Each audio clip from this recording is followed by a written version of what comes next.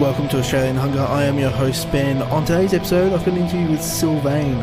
Her new album, Atoms Align, coming undone.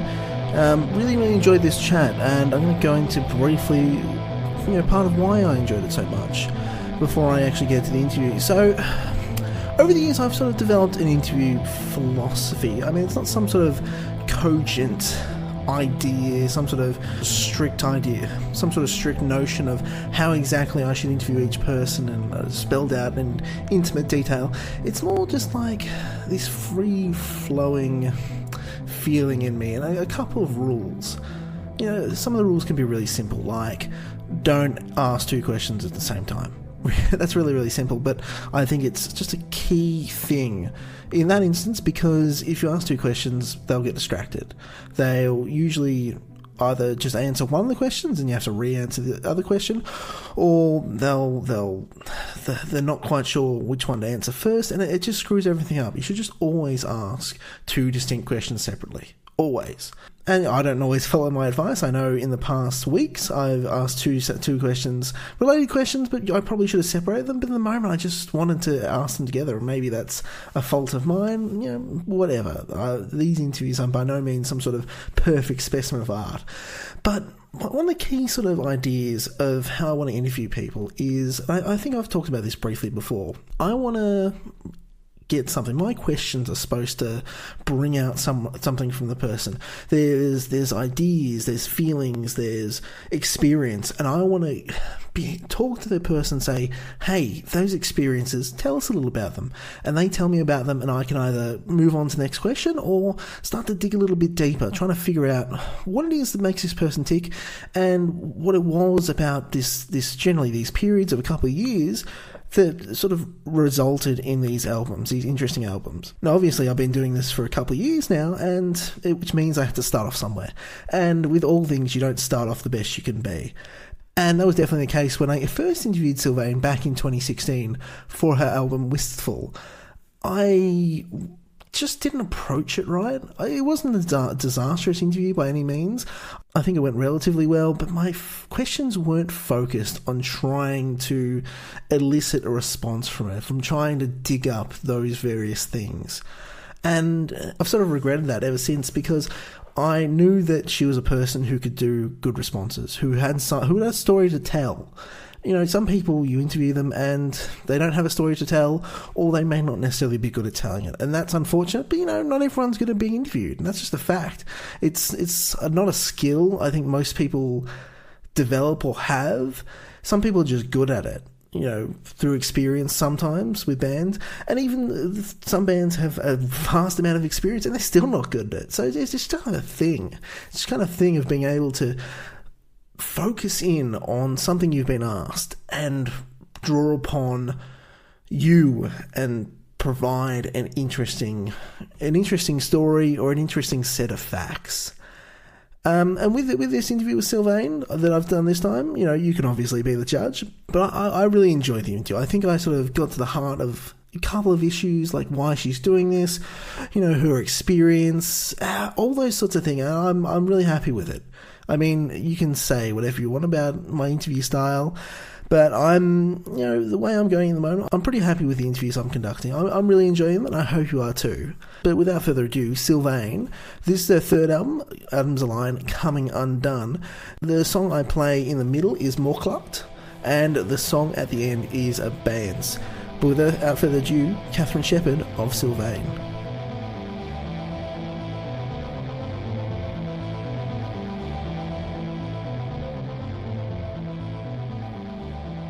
when did you start working on this album? You released the last one in 2016.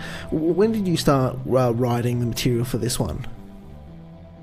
The earliest memory I have of writing riffs for Adam's Line Coming Undone, I think was probably at the beginning of 2016. So that means before I released my previous record, Wistful. I have a memory of working on the song on the record that's called Worlds Collide. That was the first one I wrote for the new record back in early 2016. So it was actually before the release of my previous record.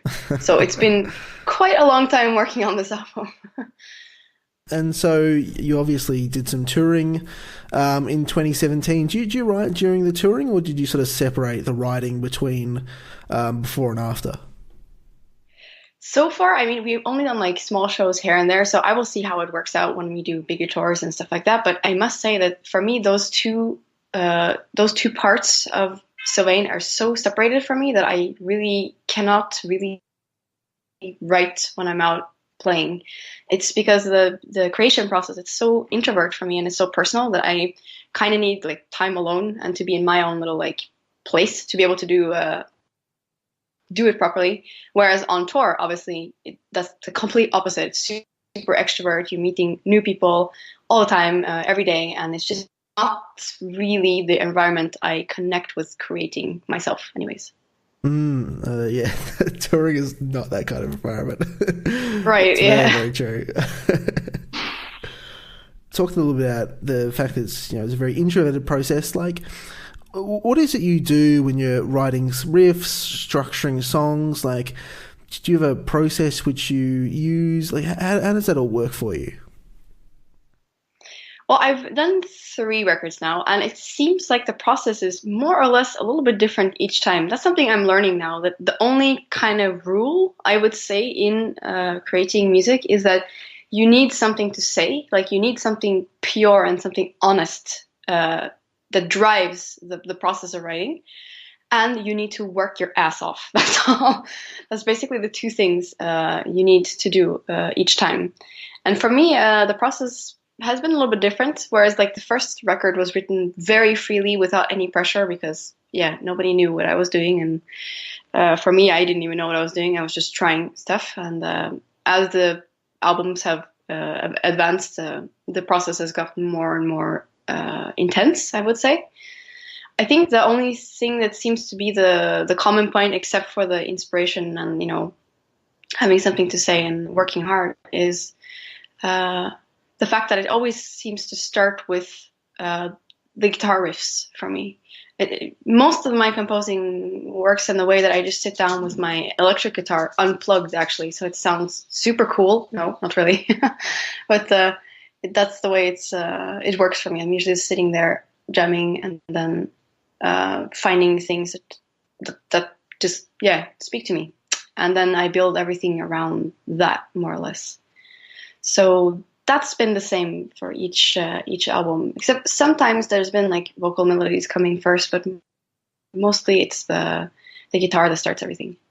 That's really interesting. You say you work on it unplugged, because like there's a lot of with most music these days, especially music in this kind of realm, there's like a lot of effects that go on which really affect the way the music eventuates. Like, are you sort of visualizing or imagining how it's going to turn out? Are you kind of just starting from that bare bones and just working out the kind of basic structure of the songs?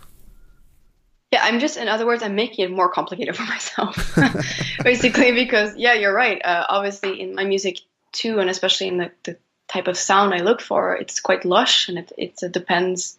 It depends on a lot of effects to create the emotions and the moods I'm going for.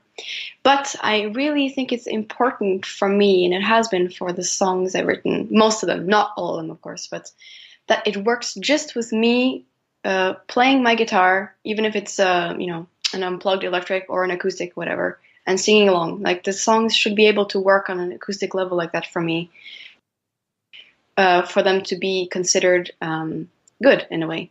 So, I mean, as you said, I'm as I'm writing, I tend to imagine what the big picture will be, you know, all the other parts that come along and what kind of sound I want for it. But I really like when my songs can work in this completely stripped down version too, because to me it means that the chord progressions, they have something, and the vocal melodies, they have something as well that can stand on its own without any effects. Sounds like an acoustic show in the making to me. maybe.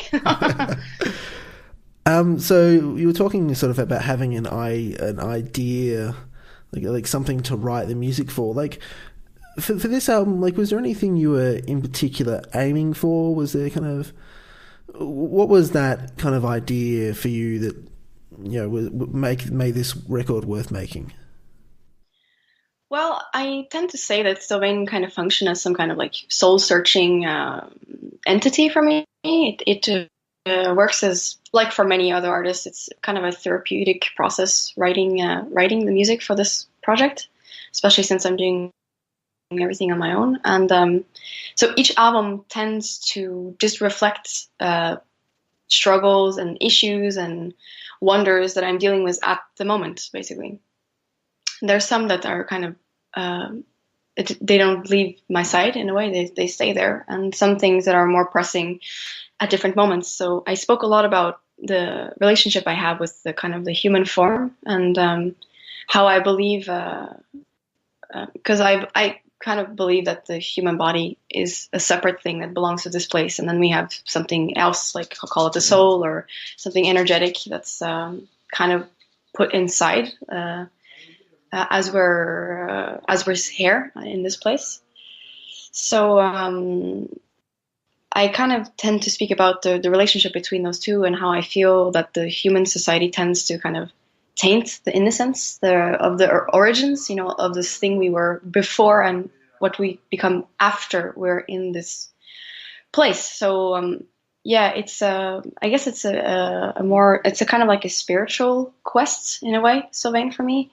I always felt like there was something missing, or like I was really like profoundly longing for something else without really understanding what or where. And the older I get, the more I seem to think that there's a connection there missing. And like the fact that I'm in this human body at the moment, maybe it separates me from what I was before. And, you know, like, I don't know, it sounds really cheesy when you talk about it like that, but this is something that that I've written a lot about in all my 3 records. And the new one also happened to kind of draw inspiration from the outer world for once, which is a little bit unusual for me because it tends to be a very like introvert project, as I already mentioned. So, but I feel the world is like, it's so, it looks so bleak, and the things we focus on, I don't know, things are basically going a little bit to hell, and it's hard not to be affected by it. And yeah, I think we just keep repeating the same problem and the same, you know, mistakes as humans. And yeah, I'm not saying that I'm not a part of the problem, because obviously I'm just as much a part of the problem as everyone else. But still, it's hard not to bring that into the music for me, at least this time around, because it's just, yeah, unavoidable.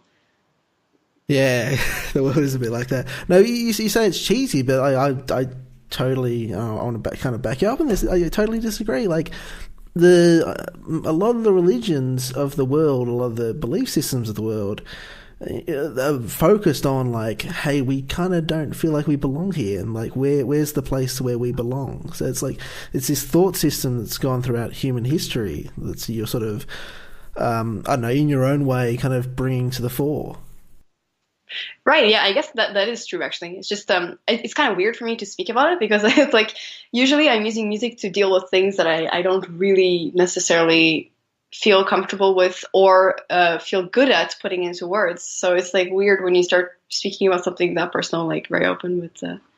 That's true. That's true that a lot of, I mean, the religions are based on that. Well, for me personally, I must say that I'm really not a fan of organized religion. I think that's pretty much the opposite of being spiritual and spirituality. But still, I see what you mean.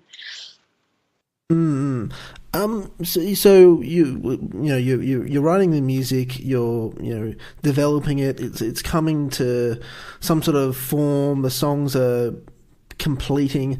At what stage do you feel, hey, I'm ready, these songs are good, I'm comfortable with them, and I'm ready to start recording them?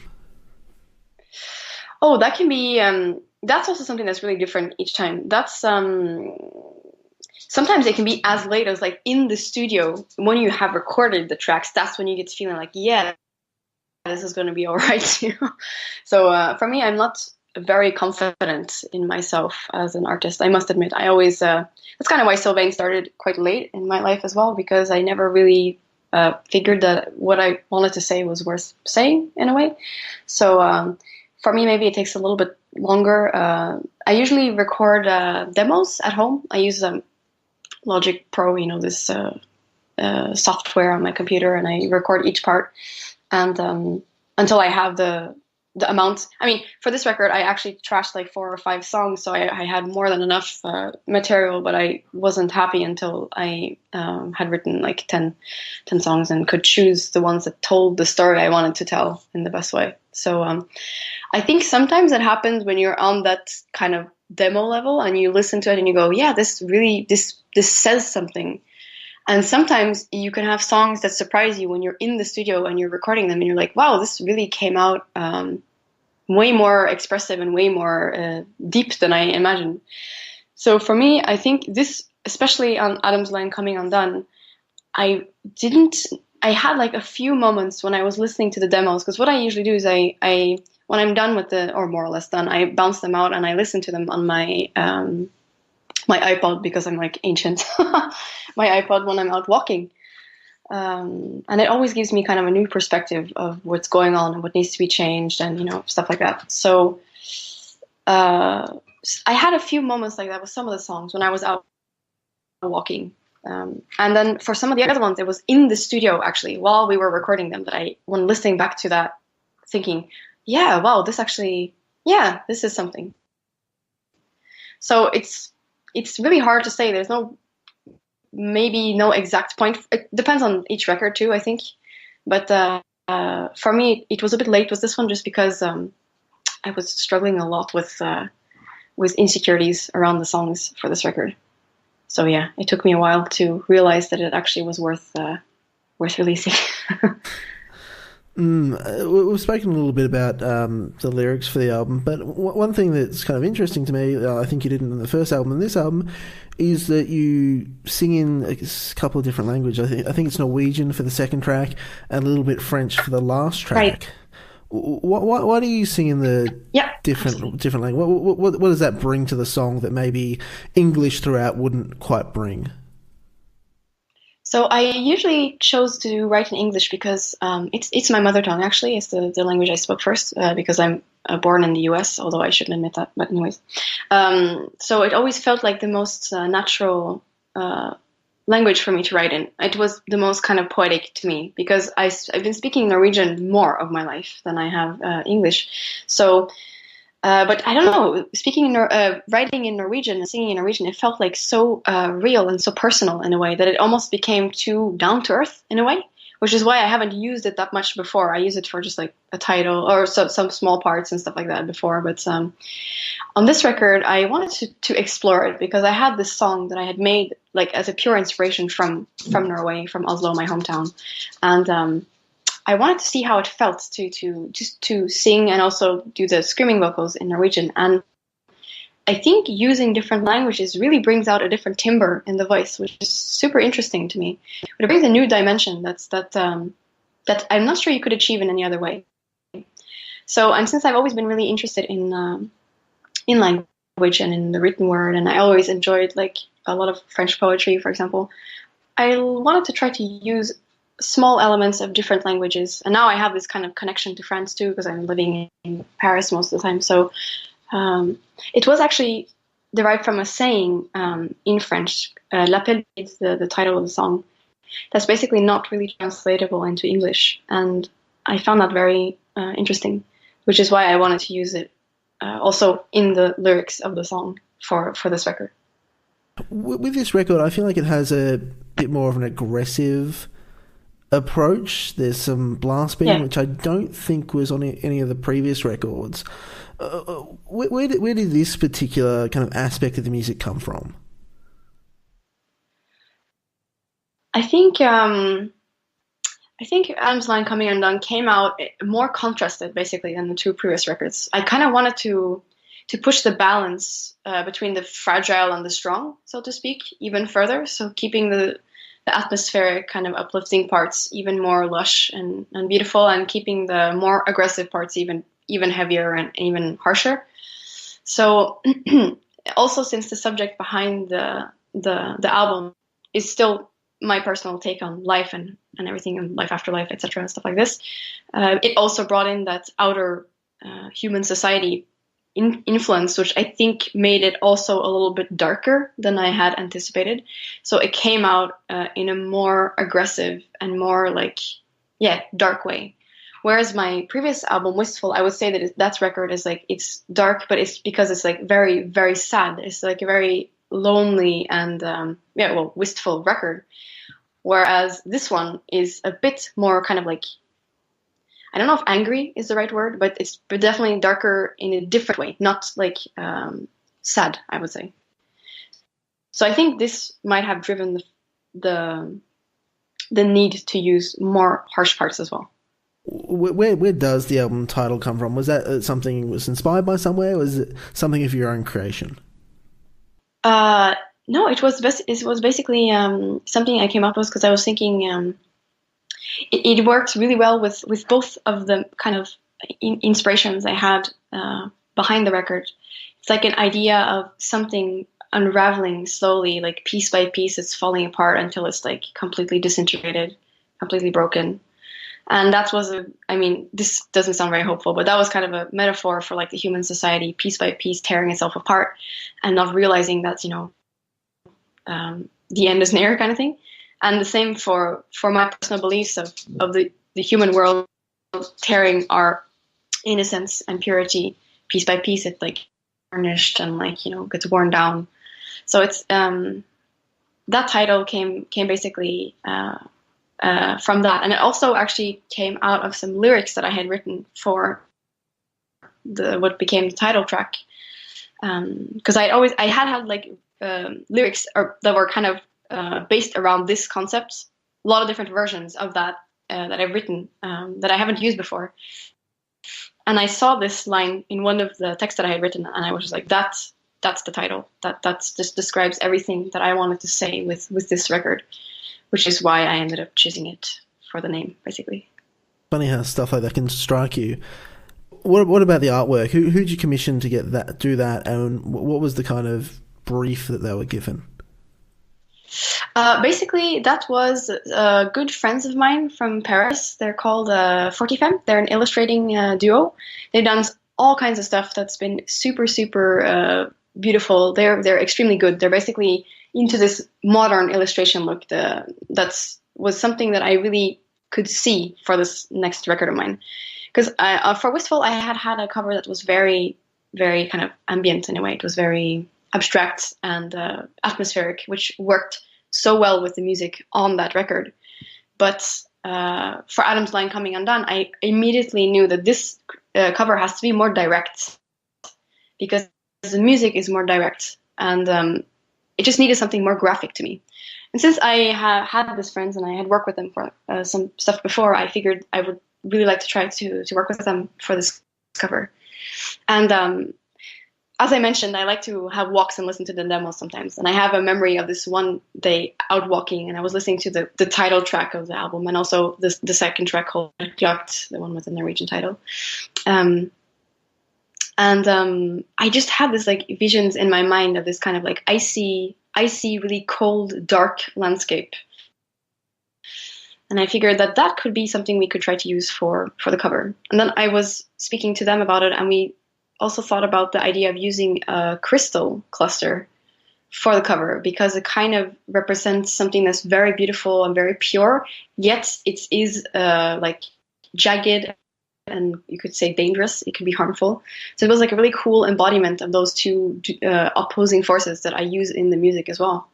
So, and I was shown a picture by this painter called Caspar David Friedrich, which is basically, it looks like kind of icebergs that are sticking out of like an ice-covered sea. And when I saw this, I was like, that could so work with the music on my record.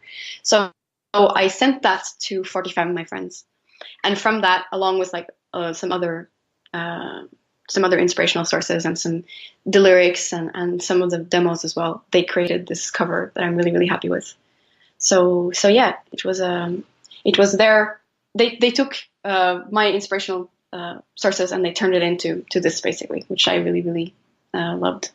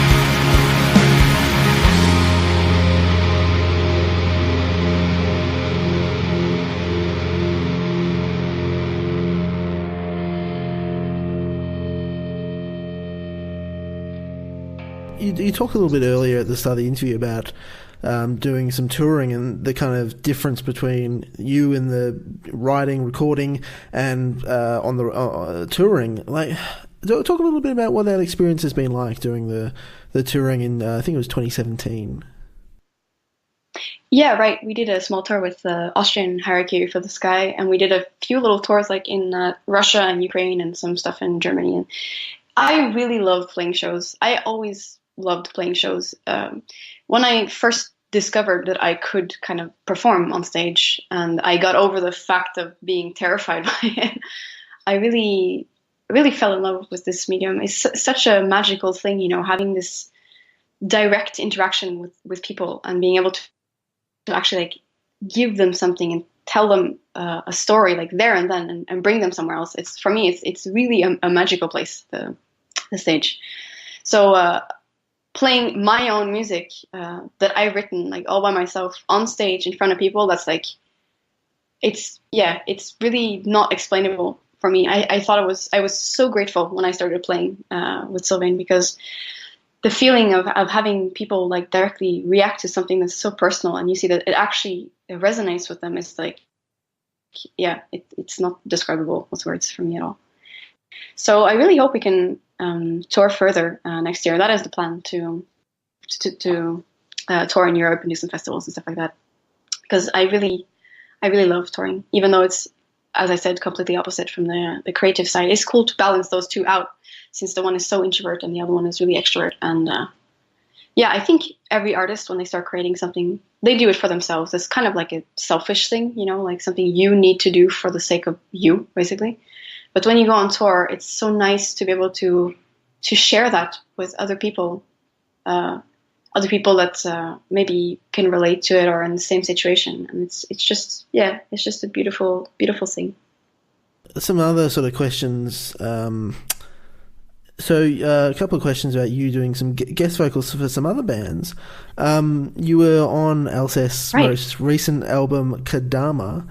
Obviously Nige does some of the drumming on the record, but like how did it come about that you're going to do some vocals on their record? It was funny. He was looking for someone to do kind of like this. How can I say this? Like an older Asian lady in a way. It's kind of like in some traditional music from, I think, maybe more China than Japan, actually. You have these voices that are almost kind of ghost-like. They sound really like pure and glassy, and that he was looking for that. And since we already were kind of working on my record, Wistful, we had already spoken about the potential idea of me coming in to sing with them on their record. So he gave me the part, and he was like, so let me know if it's cool for you, and I tried, and it came out quite nice, and he liked it. Nej liked it, so it became a cool collaboration, and there might be some future further collaborations coming up. So it's always cool to collaborate with other artists, anyways, when you're not working on your own stuff, because it always brings some new impulses that you wouldn't really get otherwise. So it was really, really, really nice to work with Alcest on, even if it was just one song. So you also performed some guest vocals on a cancelled demo by Australia's very own Autumn's Dawn. How'd they reach out to you? Yeah, that's right. That was really, really nice. I'm a good friend of one of the guys, or actually both of the guys now behind the project, and we met back in, when was that? 2016, I suppose. Yeah.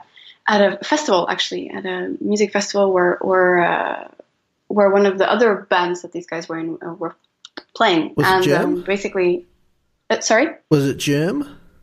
It was Germ, yeah, it was indeed Germ. So I had the pleasure of meeting Tim at this festival, and we just kind of connected after that, and we stayed in touch, and at some point he asked me, like, would you be interested in maybe doing some vocals for this other project I have? And I was like, yeah, that would be super cool, because I really like what he does. He does so many cool projects and so many good things that they're doing.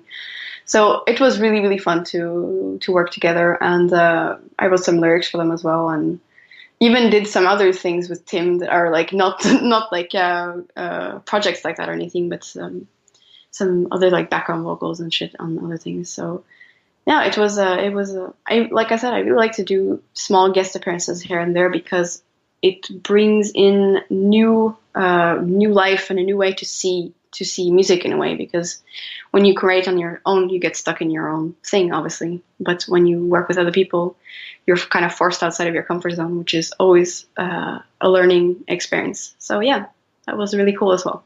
Yeah, I'm a big fan of Tim's. I spoke to him about Escape Off back in 2016. He needs to put out a new record so I can talk to him again. Yeah, I totally agree. I'm waiting for that. Yeah. So like a couple of kind of more like personal questions about you.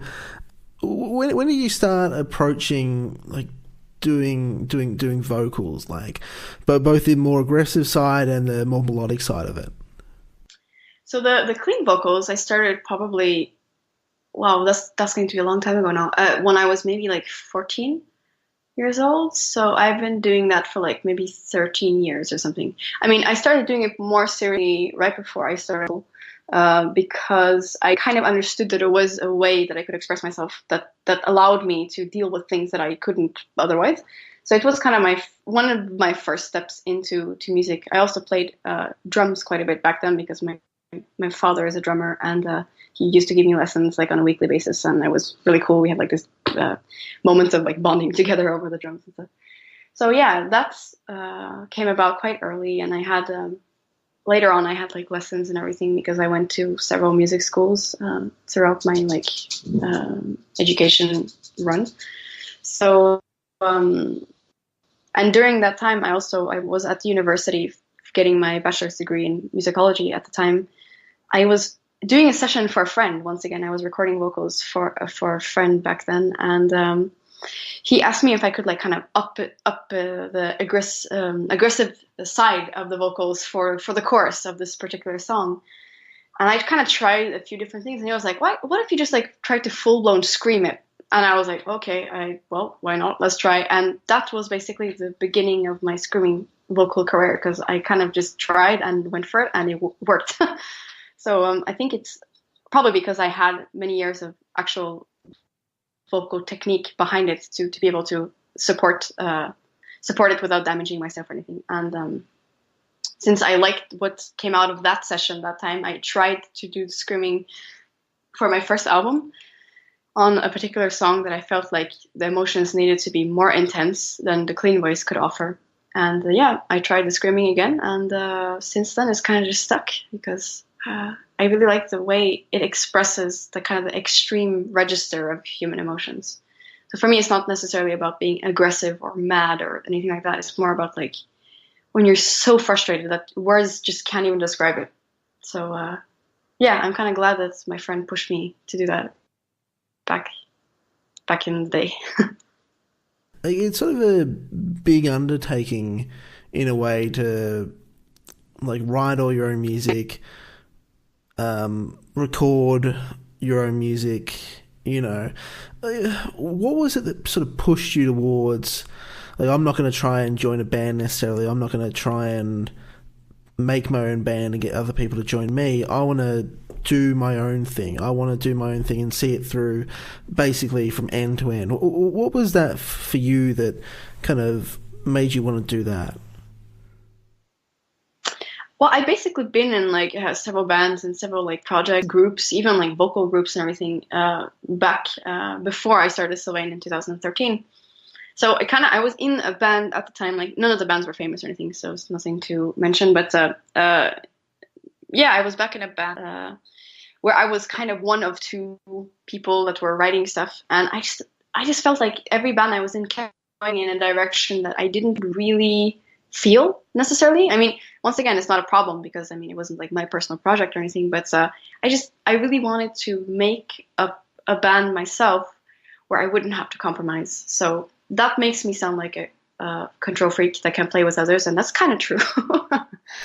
But yeah, I just wanted Sylvaine to be super personal. So I thought I would try at least to play and write and do everything myself just to see, because in my mind, that would make the purest end result in a way. If I played all the instruments everything would be my vision and exactly what I wanted to say with each step of the way. So it would be no compromise in the artistic or creation process. I really wasn't sure I would be able to do it, but I just decided that, you know what, I'm going to try, because I had a feeling that if I wouldn't do this, I would have regretted it, because I always felt like I kind of lost control on the other bands, you know, like that's at some point it wasn't also what I wanted to say wasn't appropriate in the band situation. So Sylvaine came about because I really wanted a place to just be able to express myself freely. And now I'm quite glad that it happened that way. Maybe this is a bit too like kind of a deep question for this kind of, I don't know, thing. But like, how do you feel you've grown, like musically or personally, over the course of the last 3 records? I think a lot has happened since I started releasing my first album, and as you're kind of hinting towards, I'm not necessarily exactly the same person as I was when I first started this journey. There've been I've learned a lot about myself through creating all these albums, and I've learned a lot about what I believe in and what is important to me, and I've also been learning a lot about other people and about how things work, and it's been I think that's also why my last record, I have a feeling that it might be a bit more focused somehow, like the whole vision and the sound and the intention is more focused, and maybe it comes up as a little bit more mature than the previous records, because I really do feel like there's been on a personal side quite big evolution since when I first started. When I first started, it was very, you know, I was like still in school and things were very like safe environment. And since then I did like major changes in my life. I moved to another country, started from scratch, you know, and all of this has really helped me grow, both as a human being and as an artist, I think too, in Sylvaine. So yeah, that's an interesting question. Something that I might not have thought that much about, but it's true that a lot has happened in those 5 years, and it's obviously changed me as a person as well. So you mentioned that you were sort of started off more comfortable in the drumming because your dad was giving you your lessons weekly, but like, what was it kind of drew you away from that and more towards guitar, vocals? Yeah. I think it was mainly due to the composition process. I used to write songs on piano in the beginning because I was so guitar is the instrument that I picked up the last. I picked it up just basically like 5 years ago when I started Sylvaine. Like that was when I started playing guitar. So and I kind of fell in love with that instrument because it allowed me to compose things that really really were in line with my vision. Because with piano it was really nice for certain things, but it never translated super well into like a band situation. It always ended up sounding like really, I don't know, lame or like not what I envisioned originally.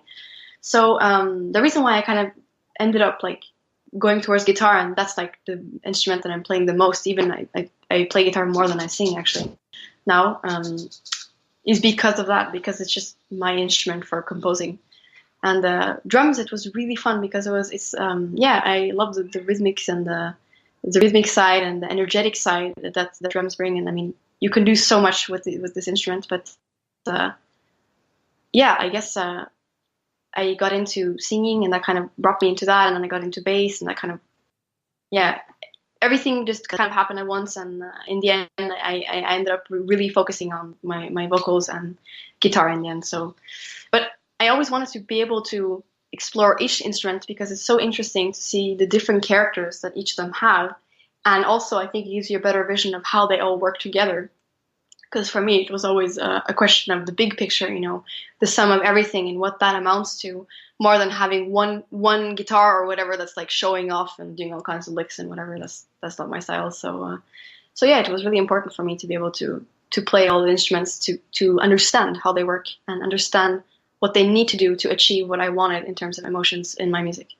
One last question. Is there anything in particular you've been listening to, reading, watching lately that's, I don't know, you've enjoyed or you felt inspired by? Well, it's funny you mentioned. This like literally last night I watched I watched American Beauty, which is one of my favorite movies. It's just wow, it's such a masterpiece, and the soundtrack with Thomas Newman as well is just so beautiful. So that I would mention. Other than this, there was one movie. Was it earlier this year or was it last year that really, really spoke to me for some reason? I don't know if you heard of it. It was called Arrival. The Arrival. It's a kind of like a alien based movie because since I saw Alien, the grand masterpiece, I kind of was interested by that subject, like with movies like Contact or this Arrival movie stuff. That was really, really touching, this movie. I don't know exactly why, but it made me think like for many days after seeing it. And also even something like the animated movie Coco. I don't know if you saw that, but that was like, wow, what a beautiful movie as well. Not really the typical subject you would speak about in an animated movie, but super, super, super beautiful. I like to watch a lot of stuff and to read as well. Haven't been reading as much lately, unfortunately. Haven't had enough kind of calm time to explore that for myself. But there's a lot of different movies that are really important to me. Like all the Miyazaki's, for example, he's like a master in what he does, and I really love the fact, it's so spiritual and at the same time it's very down to earth, and each character has like a good side and a bad side. It's just so realistic and rich. I really love his work, and movies like also, I don't know if you ever saw this one, a movie called Let the Right One In. It's like a kind of a yeah, I've seen that one. Yeah, I don't know, this one too. It was so touching to me. Swedish movie about the vampire stuff, but I don't know. There's a lot of things that speak to me. Recently, I was trying to think of other things I saw like recently. I think in general, when it comes to like TV or like movies and stuff like that, I tend to go a little bit back, because I feel like the stuff that's being made now is remakes of everything, and the stories are really kind of shallow, not so great. So I tend to go back in time to search for stuff. And in terms of music, it's been kind of autumn season now, so I've been listening a lot to my favorite band, Type O Negative, because it's just the right season for that. And October Rust has been spinning a lot in my house lately. Very, very inspiring record to me. So I guess there's several things that are inspiring at the moment. I really like this season as well. That helps. Like nature changing its color. It's always inspiring.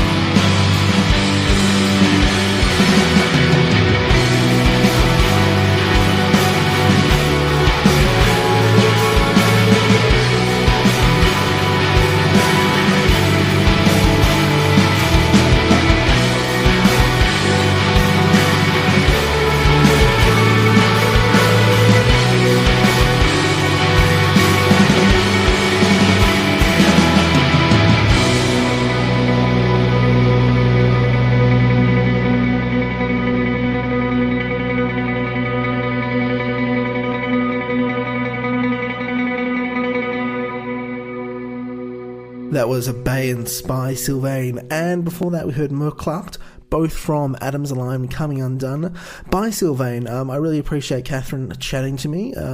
Good opportunity to sort of follow up from our chat in 2016. So those are some of the best chats, because if there's someone you can have an additional conversation with and still have territory to mine, they're obviously a sort of interesting person, as well as you kind of get a feel for a person, and you can sort of play off that a bit better when you understand them, understand how they respond to things, understand what kind of topics they're interested in chatting about, what kind of person they are, and how you can get the best out of them.